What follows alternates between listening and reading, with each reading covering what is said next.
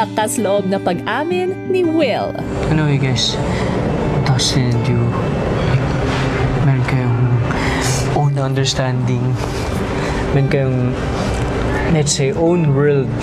Bro, I wanna be there for you. I wanna comfort you. Mamaya, kausapin mo ulit. The missing thing was asking for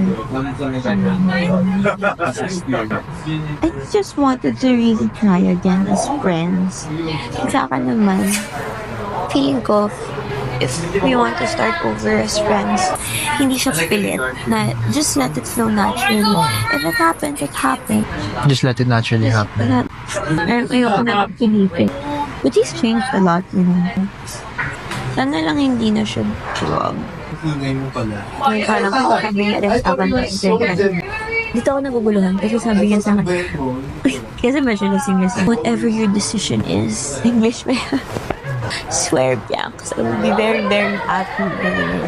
Anong decision? Yun na nga, that's why it was so like, I feel like he wasn't straight to the point. Yeah. Mommy. He even brought up that thing that night. Basta yung tinatry niya i-convey was, I know na may Dustin, ganyan.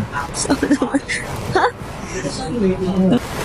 like kahit gaano pa tagal yan, I'll always care about him. And I'm extremely proud of him from the Will na kilala ko. Know his personality. And I know his personality. I know each other's fears, dreams. Kahit naman like sobrang distance kami from each other, he still knows me by heart and I know me by heart. And you don't want to lose that friendship, right?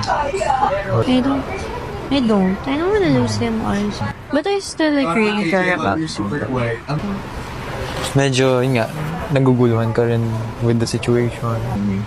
Were you close? Who are you close with sa kanila naman dyan? Different Closeness? closeness. Equally both.